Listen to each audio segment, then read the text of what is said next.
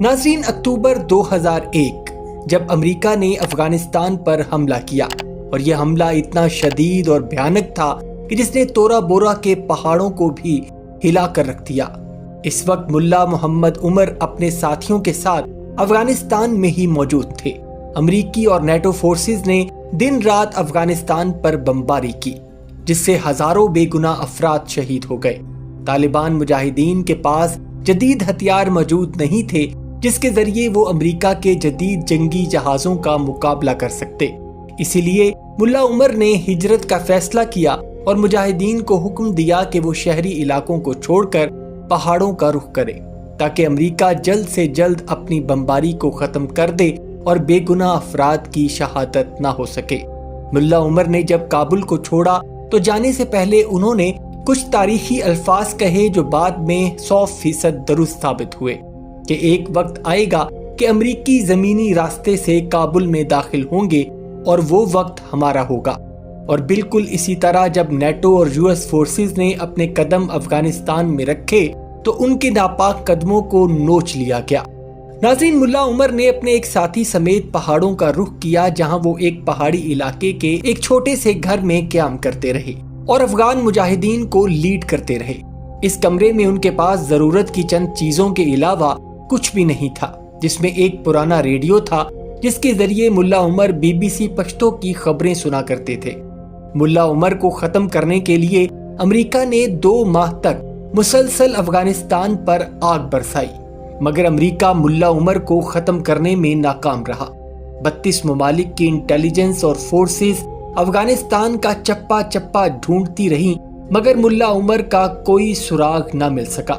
دنیا آج بھی اس بات کو لے کر حیران ہے کہ کیسے امریکی جدید ترین فوج جو جدید ٹیکنالوجی اور سیٹلائٹ سے مالا مال ہے، وہ کیسے ملا عمر کو ڈھونڈنے میں ناکام رہی۔ آخر افغان مجاہدین کے پاس ایسی کون سی طاقت تھی جس نے امریکہ جیسی سپر پاور کو گھٹنے ٹیکنے پر مجبور کر دیا۔ ناظرین، اگرچہ افغان مجاہدین کے پاس جدید ہتھیار موجود نہیں تھے، لیکن ان کے پاس ایک بہترین جاسوسی کا نظام موجود تھا۔ یہ ملا عمر کے خاص بندے تھے جو ہر وقت موت کے لیے تیار ہوتے تھے۔ یہ ایک دوسرے کے ساتھ کسی بھی موبائل یا انٹرنیٹ سے رابطہ نہیں کرتے تھے، بلکہ خط و کتابت کے ذریعے ایک دوسرے سے رابطے میں رہتے تھے، اور یہ ایک ایسا طریقہ تھا کہ جس سے ان کو ٹریس کرنا ناممکن تھا، اور خط میں یہ کوڈ ورڈ سے بات کیا کرتے تھے کہ جس کو سمجھنا کسی بھی عام آدمی کے لیے ناممکن تھا۔ ناظرین، سوائے چند افراد کے علاوہ کسی کو بھی معلوم نہیں تھا کہ ملا عمر کہاں مقیم ہے۔ ریڈیو کے علاوہ ان کے پاس ایک قرآن مجید اور ایک ڈائری ہوا کرتی تھی جس میں وہ اپنی زندگی کے احوال لکھا کرتے تھے۔ افغان طالبان کے ترجمان ذبیح اللہ مجاہد کے مطابق ملا عمر 2013 تک اسی خفیہ ٹھکانے پر موجود رہے۔ آپ کو یہ حیرانگی ہوگی کہ یہ خفیہ ٹھکانہ امریکی بیس سے چند کلومیٹر کے فاصلے پر موجود تھا، لیکن امریکی فوج کو اس کی خبر تک نہ ہوئی، اور شاید اللہ سبحانہ و تعالی ملا عمر کا ساتھ دے رہا تھا۔ ناظرین، ایک ڈچ صحافی بیٹی ڈیم نے ملا عمر کی زندگی پر ایک تفصیلی کتاب دی سرچنگ فار این اینیمی بھی تحریر کی ہے، جس میں اس نے واضح طور پر لکھا کہ امریکہ جس کو سالوں تک ڈھونڈتا رہا وہ امریکی بیس سے چند کلومیٹر کی دوری پر رہائش پذیر تھا۔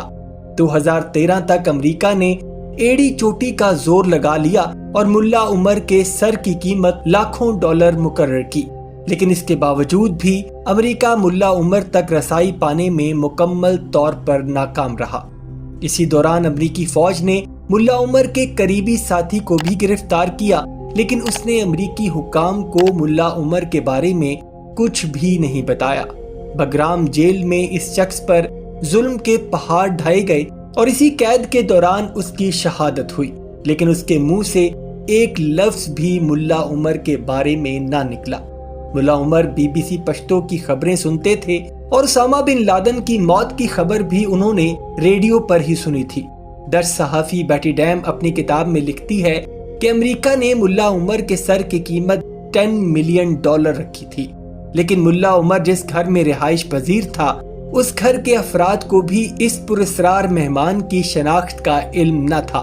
ان کے ساتھ ان کا وفادار محافظ جبار عمری ہر وقت موجود رہتا تھا، ملا عمر کی وفات کے بعد افغان حکومت نے اس بات کی تردید کی کہ ملا عمر افغانستان میں رہتا تھا۔ ان کا کہنا تھا کہ ملا عمر پاکستان میں رہائش پذیر تھا اور پاکستان میں ہی ملا عمر کا انتقال ہوا۔ افغان حکومت کے اس بیان کے فوراً بعد ملا عمر کے بیٹے ملا یعقوب نے بیان جاری کیا کہ ان کے والد کی وفات بیماری کے سبب ہوئی اور وہ افغانستان میں ہی مقیم رہے۔ ڈاکٹرز کے مطابق ملا عمر ہیپاٹائٹس سی میں مبتلا تھے اور ان کو وفات کے بعد افغانستان میں ہی خفیہ طور پر دفنا دیا گیا تھا اور ان کی قبر کے بارے میں بھی صرف چند قریبی افراد کو ہی معلوم تھا، اور جب تک امریکی افواج افغانستان سے نکل نہیں گئیں ملا عمر کی قبر کا راز راز ہی رہا۔ جب طالبان کی افغانستان پر دوبارہ حکومت آئی تو انہوں نے ملا عمر کی قبر کی نشاندہی کی اور ملا عمر کی قبر پر باقاعدہ مزار بھی تعمیر کیا گیا۔ ناظرین، امریکہ اور نیٹو فورسز مل کر بھی ملا عمر کو نہیں ڈھونڈ سکی اور یہ امریکی فورسز کی سب سے بڑی رسوائی اور شکست تھی جس کو امریکہ چاہ کر بھی نہیں بھول سکتا۔ جبکہ ملا عمر کافی عرصہ تک امریکی بیس سے چند کلومیٹر کے فاصلے پر ہی رہائش پذیر رہے، اور جب اللہ کی مدد شامل حال ہو تو دنیا کی کوئی طاقت بھی اس کا بال بھیگا نہیں کر سکتی۔ امید کرتا ہوں ناظرین آج کی ویڈیو آپ کو پسند آئی ہوگی۔ اگر ویڈیو پسند آئی ہے تو ویڈیو کو لائک اور شیئر ضرور کیجیے گا، اور جاتے جاتے چینل کو سبسکرائب کر کے ہماری حوصلہ افزائی بھی کر دیجیے۔ اپنا اور اپنے گھر والوں کا بہت سا خیال رکھیے گا۔ وما علینا الا البلاغ المبین۔